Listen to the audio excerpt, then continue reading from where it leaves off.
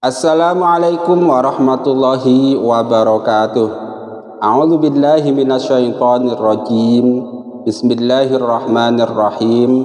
Alhamdulillahi rabbil alamin. Allahumma shalli wa sallim ala sayyidina Muhammad wa ala ali sayyidina Muhammad. Qala Rasulullah sallallahu alaihi wasallam, naddarallahu mar'an sami'a minna haditsan fa'fidhuhu hatta yuballighahu ghairahu. Semoga Allah Subhanahu wa taala menjadikan orang-orang yang mau mendengarkan hadis, mau menghafalkannya, lalu mau menyebarkannya kepada orang lain, Allah jadikan wajahnya berseri-seri baik di dunia maupun di akhirat. Allahumma amin. Dan semoga Allah juga menjadikan orang-orang yang mau mendengarkan dan menonton video ini lalu mau mensubscribe channel ini dan menyebarkannya kepada orang lain, Allah jadikan orang-orang yang sukses di dunia dan sukses di akhirat bersama Rasulullah sallallahu alaihi wasallam. Amma ba'du. Kaum muslimin rahimakumullah, marilah kita sama-sama melanjutkan belajar membaca kitab Al-Jami'us Shaghir, masih dalam bab tentang adab-adab dalam berdoa. Dalam hadis nomor 6303, Imam Suyuti menuliskan sebuah hadis, qala Rasulullah sallallahu alaihi wasallam, kullu du'ain mahjubun hatta yusalla ala nabi sallallahu alaihi wasallam. Artinya semua doa dihalangi sehingga dibacakan sholawat atas Nabi sallallahu alaihi wasallam. Hadis riwayat Imam Dailami dari Anas dan riwayat Baihaqi dari Ali dengan mauquf. Status hadis ini ada yang mengatakan hasan, ada yang mengatakan dhaif. Karena ada dua pendapat, maka saya memilih pendapat yang mengatakan hasan, gitu kan. Salah satu penjelasan yang dilakukan oleh Imam Al-Munawi dalam kitab Faidul Qadir diantaranya adalah doa tidak akan diangkat kepada Allah Subhanahu wa taala sehingga bersama doa tersebut ada sholawat Nabi sallallahu alaihi wasallam. Karena sholawat merupakan wasilah diterima dan diijabahnya doa. Sholawat merupakan salah satu syarat dalam berdoa. Sedangkan doa adalah ibadah, maka ibadah tidaklah sah jika tidak memenuhi syarat-syaratnya. Meskipun demikian, Allah Subhanahu wa taala Maha mendengar untuk menerima sebagian doa dan menolak sebagian yang lainnya. Istilahnya begini pemahamannya. Ini sebetulnya merupakan sesuatu yang masyhur di karangan umat Islam sallallahu alaihi wasallam, bahwa ketika kita mau berdoa maka dahului dengan membaca sholawat. Dan setelah berdoa maka akhiri dengan membaca sholawat. Bahkan salah satu bentuk doa penutup yang sering diucapkan misalnya adalah subhanakallahumma wa bihamdika asyhadu an la ilaha illa anta astaghfiruka wa atubu ilaik. Nah, seperti itu. Subhana rabbika rabbil izzati amma yasifun wa salamun alal mursalin, itu kan. Wassalamun alal mursalin walhamdulillahi rabbil, nah, dan lain-lain. Tentu setiap orang, setiap daerah, setiap kiai punya khas sendiri-sendiri. Yang penting hadis ini merupakan salah satu dalil sunnahnya kalau mau berdoa membaca sholawat dulu, setelah berdoa juga membaca sholawat. Kenapa? Karena berdasarkan hadis ini dikatakan bahwa doa-doa yang tidak dibarengi dengan sholawat maka berpotensi mahjubun, tidak sampai kepada Allah Subhanahu wa taala. Kira-kira itu kalau biasa ulama-ulama desa itu di kampung mereka itu doanya melayang-layang di langit, tidak sampai, kira-kira itu.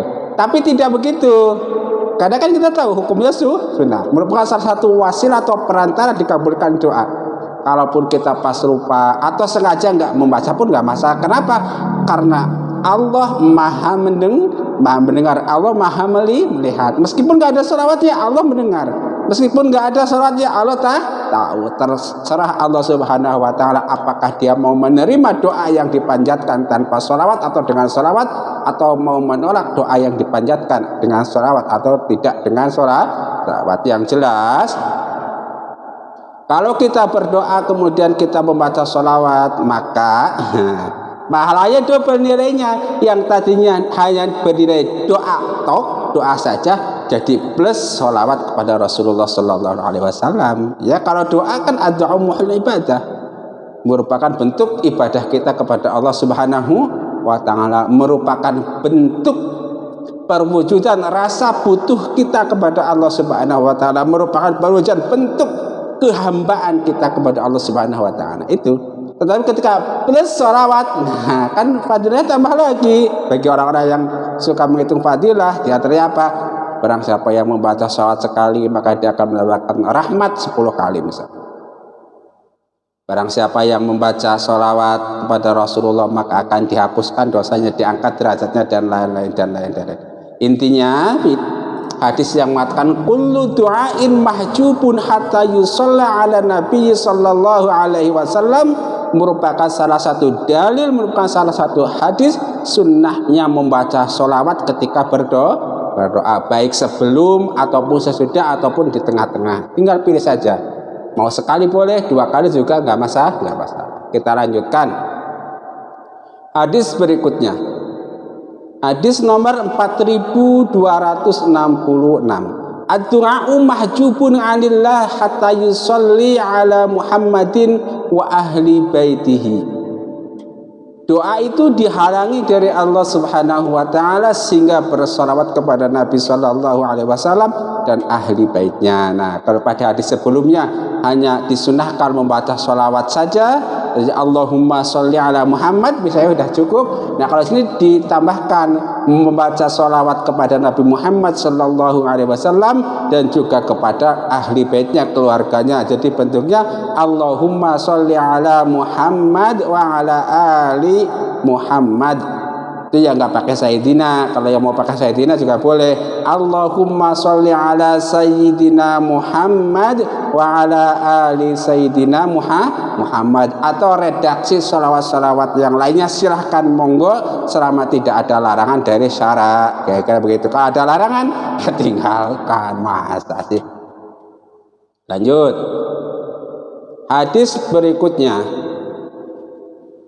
Udah, ini hadis yang berikut itu harus tentang amin, ya kan? Kita selawat saja.